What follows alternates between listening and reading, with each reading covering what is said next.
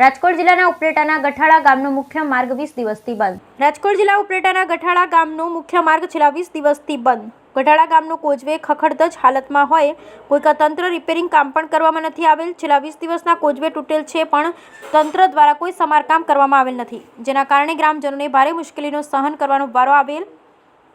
આ રસ્તા અત્યારે મેટલ નાખી વહેલી તકે શરૂ કરવામાં આવી લોકોની માંગણી. બ્યુરો રિપોર્ટ વિપુલ ધામેચા, ઉપલેટા તાલુકાના ગઠાળા ગામના પૂર્વ સરપંચ નારણભાઈ આહિર આજે બોટ ડેમમાં તે છેલ્લા ઘણા સમયથી ખૂબ જ વરસાદ હોય, જેને કારણે બોટ ડેમ અવારનવાર ઓવરફ્લો થવાથી જે ગઠાળા ગામનો મુખ્ય રસ્તો મોજ નદીમાં જે કોઝવે આવેલ છે તે છેલ્લા 20 દિવસથી પાણીમાં ગરકાવ છે.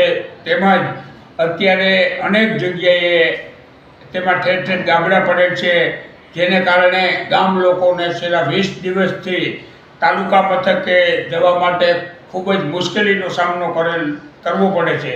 ત્યારે અમારી એવી માગણી છે કે આ રસ્તો અત્યારે જો મેટલથી રિપેર કરવામાં આવે તો પાણી પણ વરસાદ પણ નથી, ત્યારે અમારા ગામ લોકોને 12 કિલોમીટર જવા માટે જે ફરવા જવું પડે છે તે ન જવું પડે.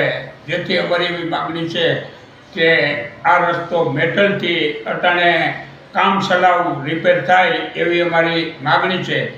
બીજું, આ જે કોઝવે પર છેલ્લા 5 વર્ષથી ગાબડા છે, પરંતુ સિંચાઈ વિભાગની બેદરકારી અને પીડબ્લ્યુની બેદરકારીને કારણે જે પાકો ગાબડા ન કરેલ હોય, જેને કારણે આ ચેકડેમ બિલકુલ તૂટી ગયેલ છે.